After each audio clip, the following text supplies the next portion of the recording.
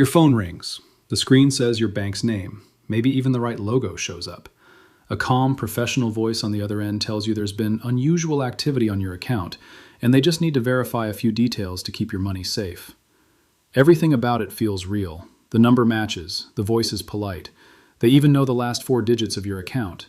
And that is exactly the moment when thousands of retirees right here in the United States make a decision that costs them their life savings. Stay with me for the next few minutes because by the end of this video, you will know exactly what to do the next time that phone rings, and you will never have to wonder again whether the person on the other end is really your bank or someone pretending to be. Here's what makes this so unsettling. It isn't happening to careless people. It's happening to people who check their statements every month, who taught their own kids about money, who have spent decades being the responsible one in the family. That's exactly why criminals have shifted their focus toward retirees in the first place. Older Americans, as a group, tend to have more savings sitting in accessible accounts, more equity built up in their homes, and often more trust placed in anyone who sounds official and speaks with confidence. Scammers know this. That's not an insult to you. It's simply the truth about how modern fraud has evolved, and it's exactly why the rest of this video matters so much. Welcome back to Retiree's Guide, the channel where we help you protect what you've worked your whole life to build. If this is your first time here, hit that subscribe button right now because we post videos every single week that are made specifically to help people over 60 stay safe from scams, fraud, and the tricks that criminals use to target retirees. It takes 2 seconds, it's completely free, and it means you won't miss the next video, which could be the one that saves you or someone you love from losing everything. Now let's get into it, because this topic matters more in 2026 than it ever has before. Here's something that might surprise you. According to the FBI's own numbers from their Internet Crime Complaint Center, more than 200,000 Americans over the age of 60 reported being scammed last year. And together, they lost more than $7.7 billion. That's not a typo. $7.7 billion, just from people in the retirement years of their life. And here's the part that should really catch your attention. That number jumped nearly 60% compared to the year before. Scams targeting seniors aren't slowing down. They are accelerating, and they are getting smarter, more convincing, and harder to spot than ever before. The average person who fell for one of these schemes lost over $38,000. Think about that for a second. That's not pocket change. That's retirement money. That's the fund meant for medical bills, for helping grandkids with college, for the trip you always promised yourself. And more than 12,000 seniors last year lost over $100,000 each. These aren't reckless people making silly mistakes.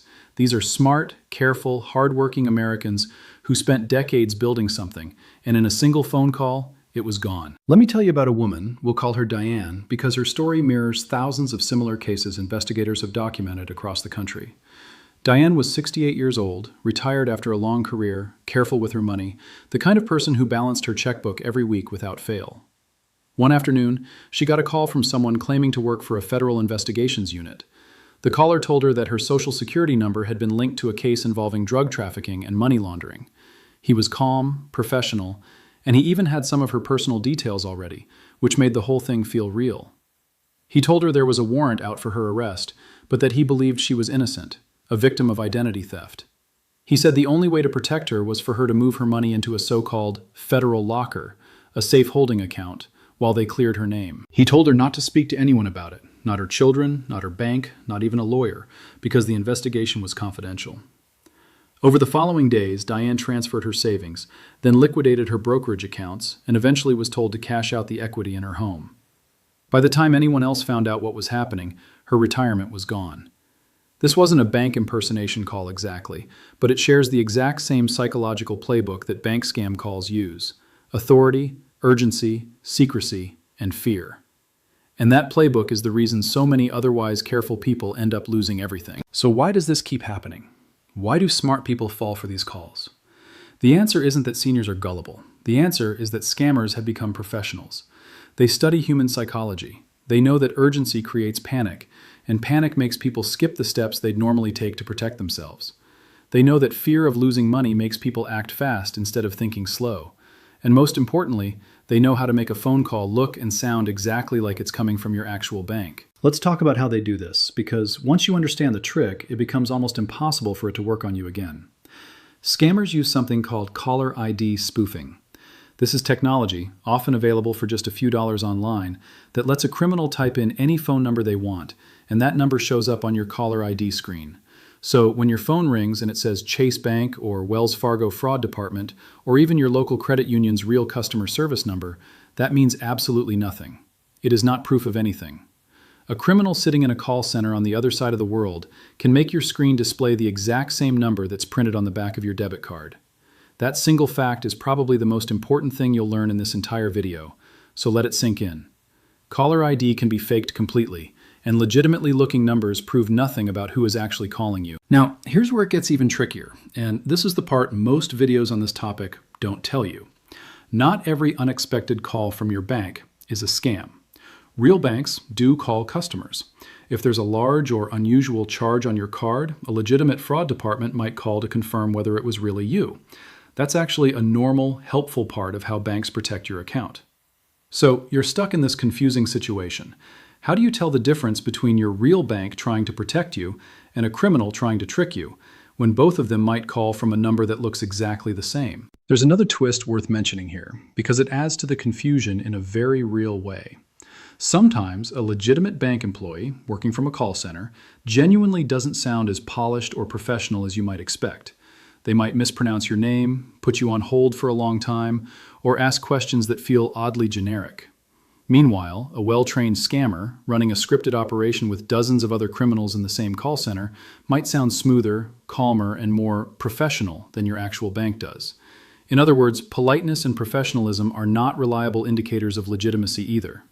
Some of the most convincing scam calls ever recorded sound more polished than the real customer service lines they're imitating, because the scam script has been refined and rehearsed specifically to sound trustworthy. This is exactly why so many seniors get caught off guard. It's not because they're careless, it's because the entire system is designed by criminals to look exactly like the legitimate one. A real bank employee and a scammer can sound almost identical. Both might mention a suspicious transaction. Both might sound professional, calm, and reassuring. Both might even know some of your personal information already, because scammers frequently buy stolen personal data from previous data breaches, meaning they may already know your name, your address, your account type, or even partial numbers from your card. So don't assume that just because a caller knows something about you, that proves they're legitimate. Here's the safest way to handle any call like this, and I want you to really pay attention to this part, because this one habit alone can protect you from almost every version of this scam that exists. When you get a call claiming to be from your bank, whether it feels legitimate or suspicious, do not verify anything, do not confirm anything, and do not give out any information during that call. Instead, simply say thank you and hang up the phone. Then, take out your actual debit or credit card, look at the back of it, and call the customer service number printed there.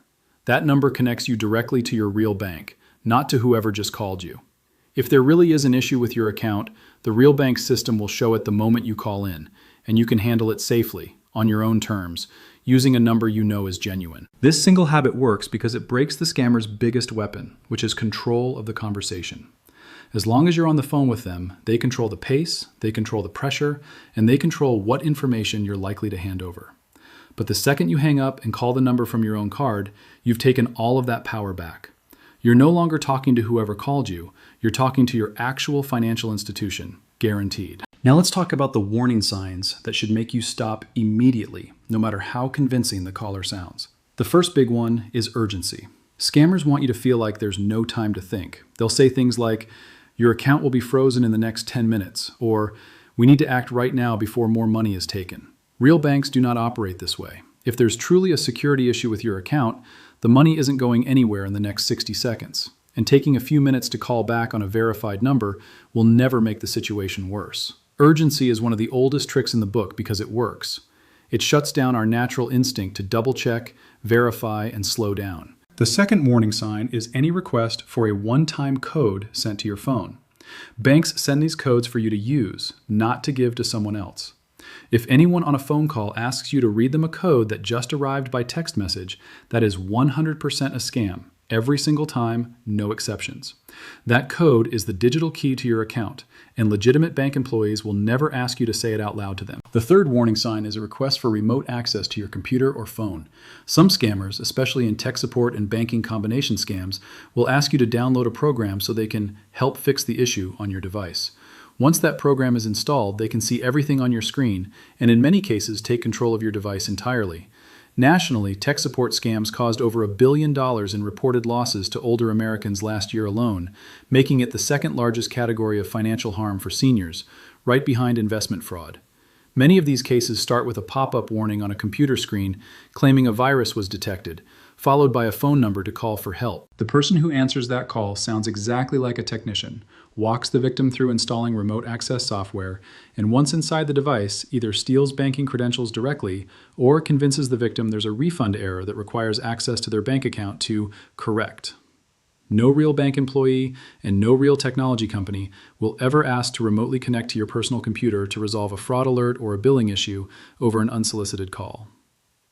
The fourth warning sign is any request for payment through gift cards, wire transfers, cryptocurrency, or having someone come to your home to pick up cash. This might sound obvious when you hear it listed out like this, but in the moment, scammers frame these requests in ways that sound almost reasonable, like saying the bank needs to secure your funds by moving them into a protected account, or that a courier needs to collect cash for verification purposes. No legitimate bank, government agency, or law enforcement officer will ever ask you to pay them using gift cards or send cash through a stranger. If you hear anything like this, the conversation is over. Hang up immediately. The fifth warning sign is secrecy.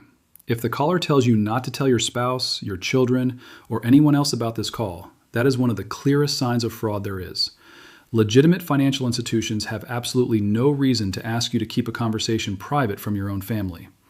Criminals push for secrecy because they know that a second set of eyes, someone like your adult child or a trusted friend, would likely recognize the scam immediately. Isolating you from the people who care about you is a deliberate tactic, not an accident.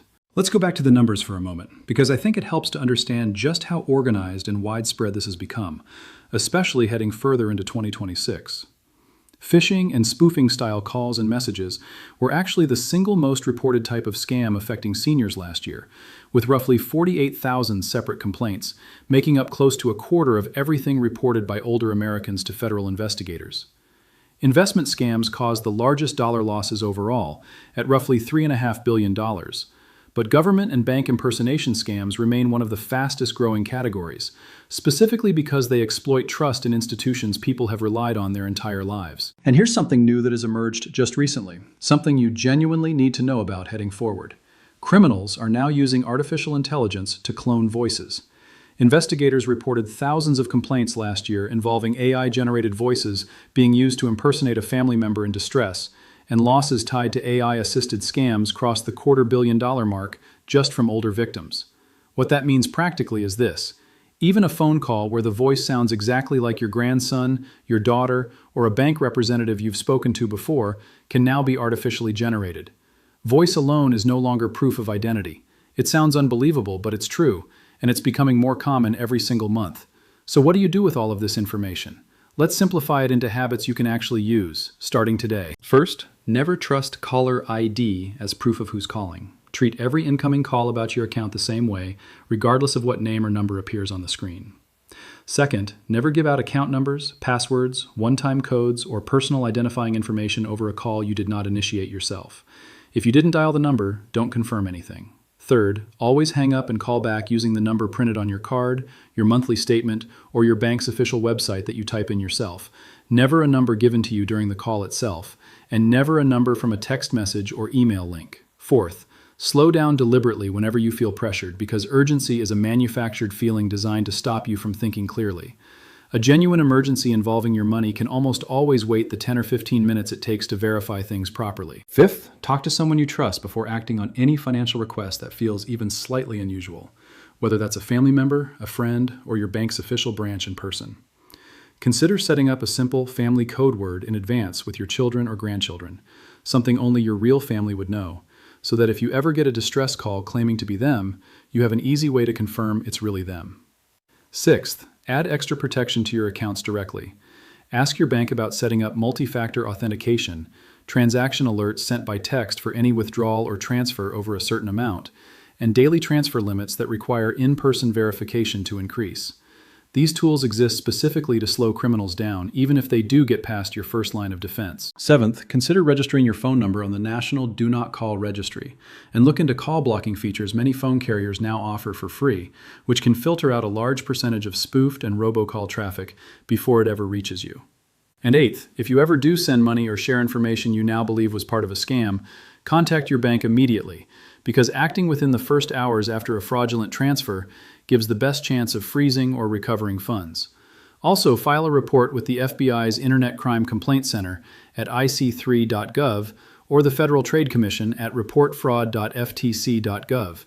If the scam involves someone claiming to represent Social Security, you can also report it directly to the Social Security Administration's Office of Inspector General.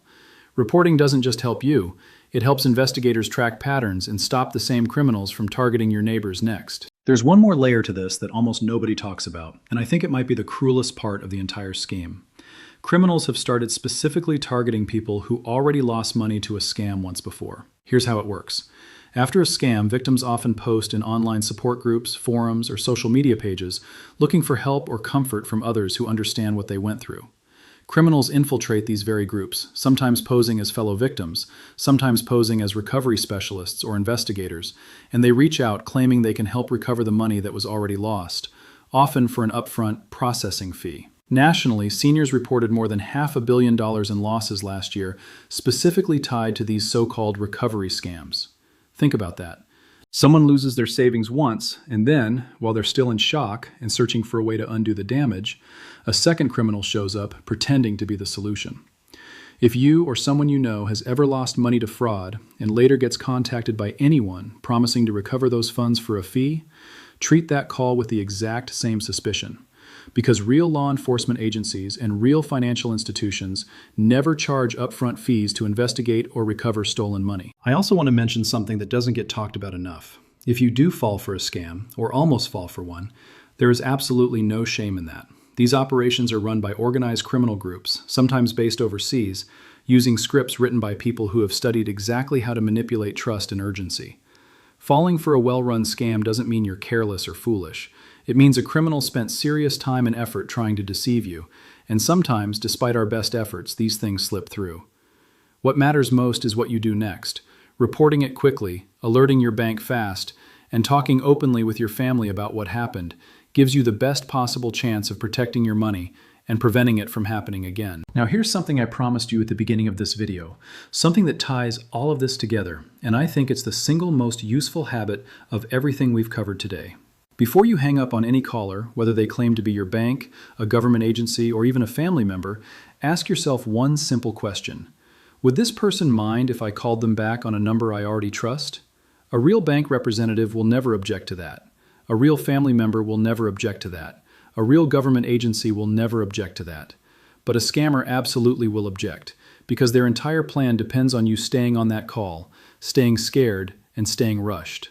The moment you calmly say, "Let me call you back," and they push back, get frustrated, or try to convince you that it's urgent and there's no time, you have your answer.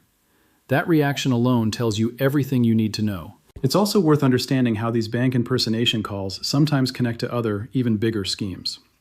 In many documented cases, a fake fraud alert call is just the opening move.